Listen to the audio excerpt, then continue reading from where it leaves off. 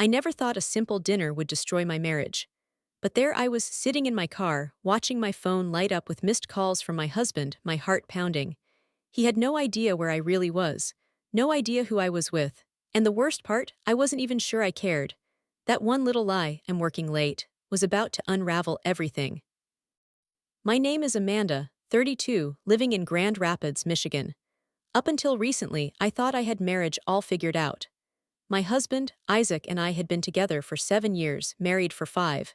We were that picture-perfect couple, high school sweethearts who reconnected at a friend's wedding, got married in a Pinterest-worthy barn ceremony, and settled into a cozy suburban home.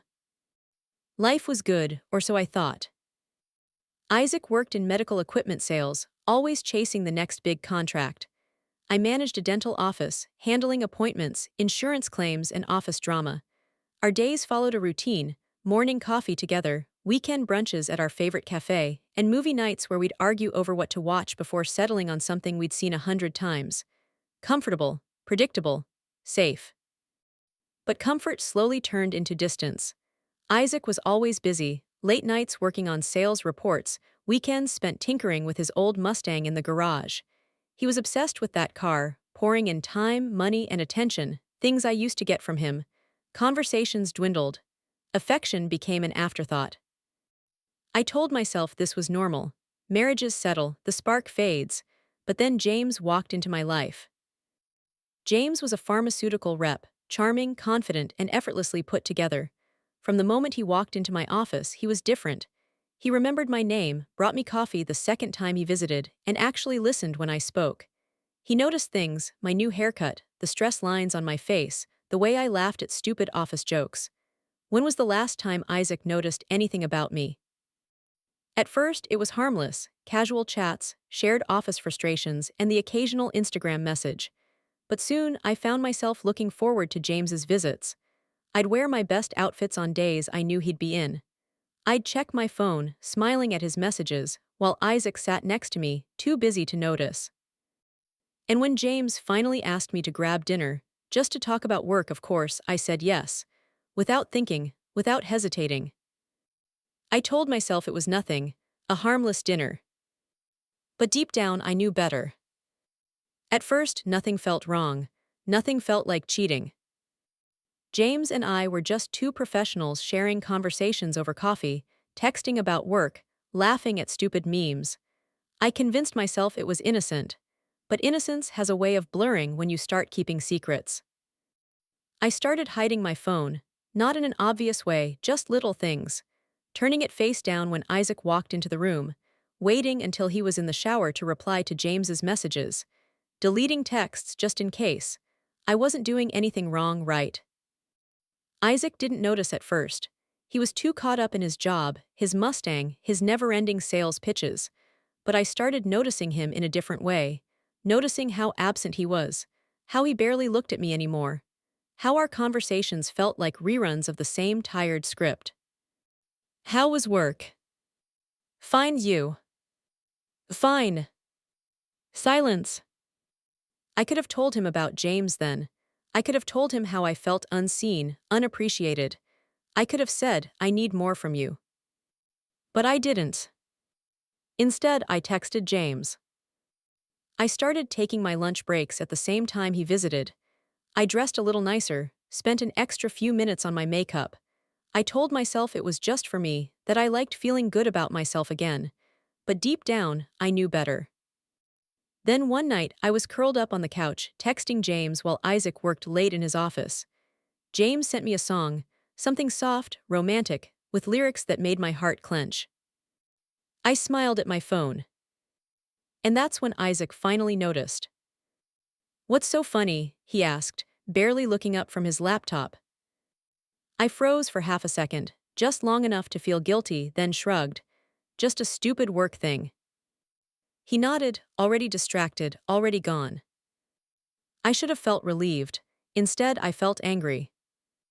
Angry that he didn't push, angry that he didn't ask, angry that he didn't care. And that anger became justification. So when James asked me to dinner the following week, I didn't hesitate. I didn't overthink. I just said yes. The night of the dinner, I told Isaac I had to stay late at work for inventory. A simple lie, small, harmless. At least, that's what I told myself. But as I stood in front of my closet, scanning through dresses, my heart raced in a way I hadn't felt in years.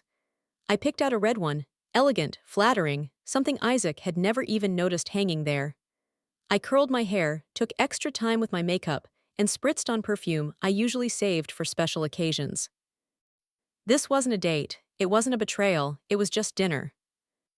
Then why did it feel like something more? When I arrived at the restaurant, James was already waiting outside, dressed sharp as ever. His smile was warm, easy, like he had been waiting just for me. As soon as he saw me, his eyes flickered with something I hadn't seen directed at me in a long time. "Wow," he said, low and appreciative. "You look incredible." I laughed it off, brushing it aside, but inside, something in me bloomed. Isaac used to look at me like that, once. The restaurant was perfect. Dim lighting, candlelit tables, a cozy corner booth that made the rest of the world feel far away. James ordered wine without even glancing at the price. Isaac would have double-checked the budget first. The conversation flowed so naturally, so effortlessly. We talked about everything, our jobs, our dreams, our pasts. He asked about my college days, my goals, even my thoughts on movies and music. And for the first time in a long time, I felt interesting again. I felt seen. I wasn't just Isaac's wife or the dental office coordinator. I was Amanda, a woman. Somewhere between the first and second glass of wine, James leaned in, his voice dropping just slightly. "You know, I really enjoy spending time with you," he said, his gaze steady on mine. A million thoughts ran through my head, but none of them made it to my lips. Because the truth was, I enjoyed spending time with him too. And then his hand brushed mine. A light touch, barely there, but it sent a shiver through me. I could have pulled away, I should have pulled away. I didn't. Instead, I looked down at our hands, my wedding ring catching the candlelight. A sharp reminder of the life I was supposed to be living. I cleared my throat, pulled my hand back and forced a smile. "It's getting late, I should probably go." James studied me for a moment, then nodded. "Of course, let me walk you to your car." Outside, the night air was cool against my flushed skin. James stood close, too close. "Amanda," he said, softer now. I turned to face him, my breath unsteady. For a split second, I thought he was going to kiss me. For a split second, I wanted him to. But before anything could happen, my phone buzzed. "Isaac." My stomach dropped, my hands felt clammy. James smirked, stepping back slightly. "You should probably answer that." I swallowed hard, nodding as I fumbled for my phone. And as I watched Isaac's name flashing on the screen, I realized something terrifying. I didn't feel guilty. Not at all. I ignored the call, just for a moment, just long enough to look at James one last time before he gave me a knowing smile and walked away. I told myself I'd call Isaac back as soon as I got in my car. I'd tell him I was on my way home, that work ran late, that I was exhausted. But as I sat there in the driver's seat, gripping the wheel, my phone lit up again. Another call, then another. And then a text. "Hey, just stopped by your office to surprise you with dinner. Where are you?" My breath hitched, my hands started to tremble. Another text. "The lights are off. Sarah says you left hours ago. Amanda, what's going on?" My heart pounded so loudly, I could barely think. He knew. Or at least, he knew something wasn't right. I felt sick. I had been so careful, so convinced that Isaac wasn't paying attention, that he didn't care, but he had noticed. And now, he was waiting for an answer I didn't have. I started the car, trying to steady my breathing.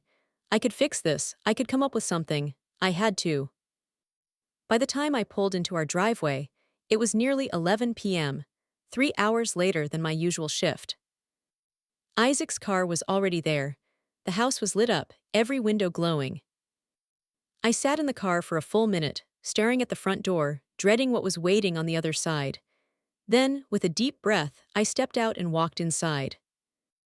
Isaac was sitting at the kitchen table, still in his work clothes, looking exhausted, but not in the way that came from a long day. No, this was different. This was hurt.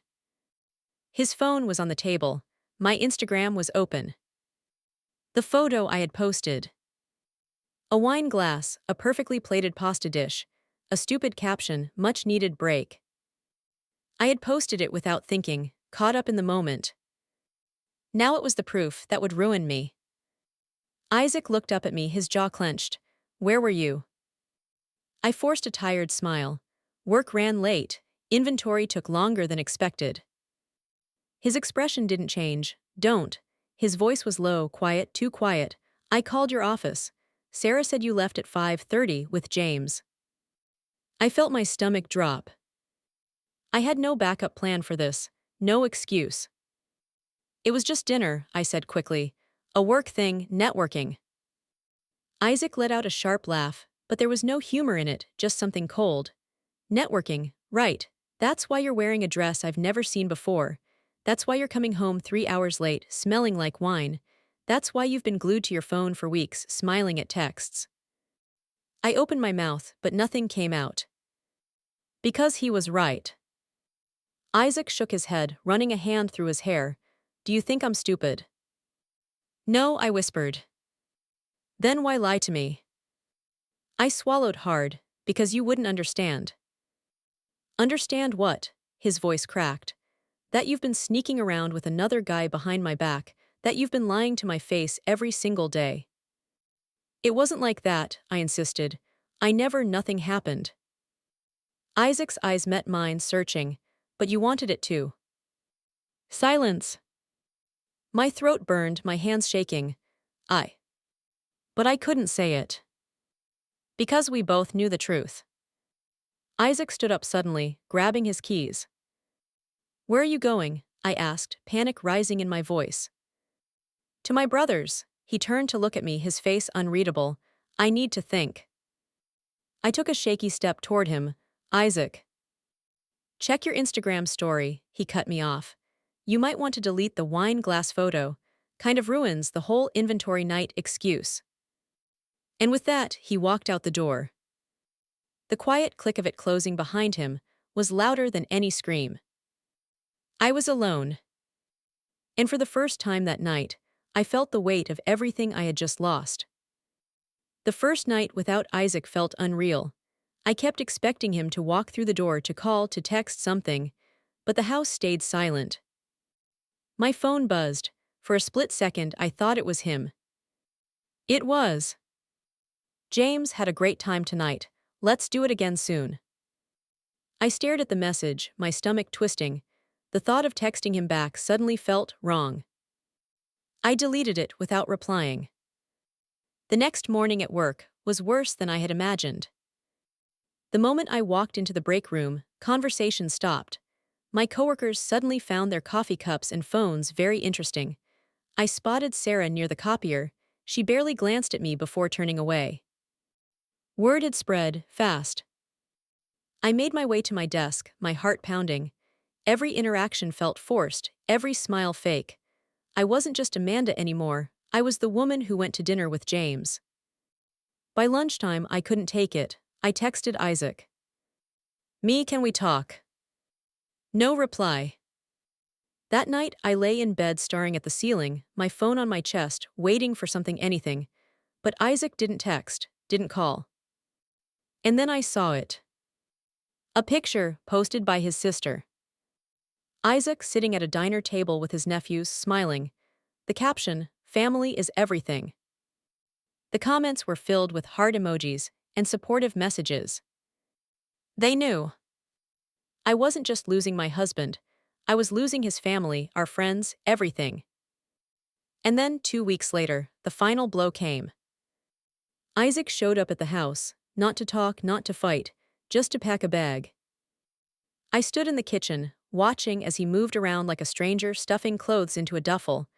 I wanted to say something, anything. Instead, I just asked the only thing I could. Are you coming back? Isaac zipped up his bag and set it down. I don't know. Silence filled the space between us, thick and suffocating.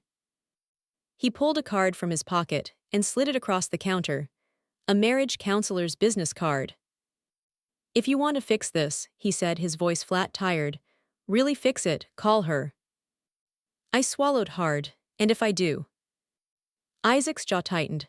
Then I guess we both know where this ends. He grabbed his bag and walked toward the door. He didn't slam it, didn't look back. And just like that, he was gone. 2 months have passed. The house is quieter now. Too quiet. The kind of quiet that settles deep in your bones, making you realize just how much space one person can leave behind. Isaac never moved back in. I never called the counselor.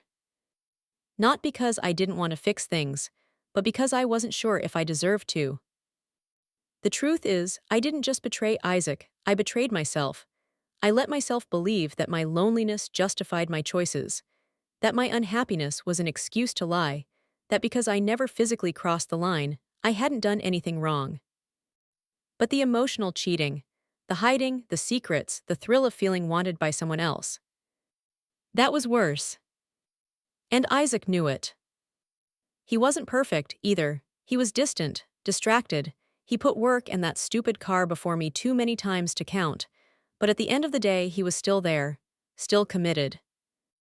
And I was. I tried to move on. I downloaded dating apps, thinking maybe if I found someone new, the weight in my chest would disappear. But Grand Rapids isn't that big, and people talk. 3 different guys asked, "Wait, aren't you that dental office girl?" before unmatching me. I stopped trying after that. James, he vanished, switched territories, got engaged to his girlfriend in Cincinnati.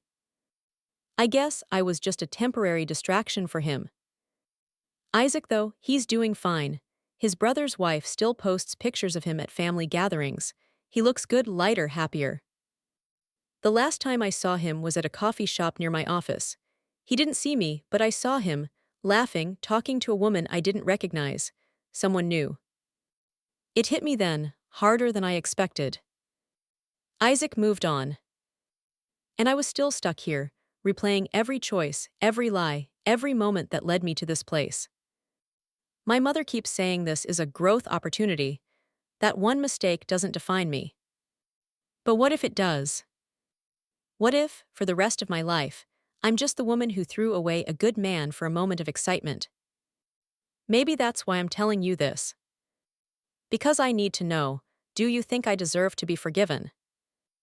Or did I destroy something I can never get back?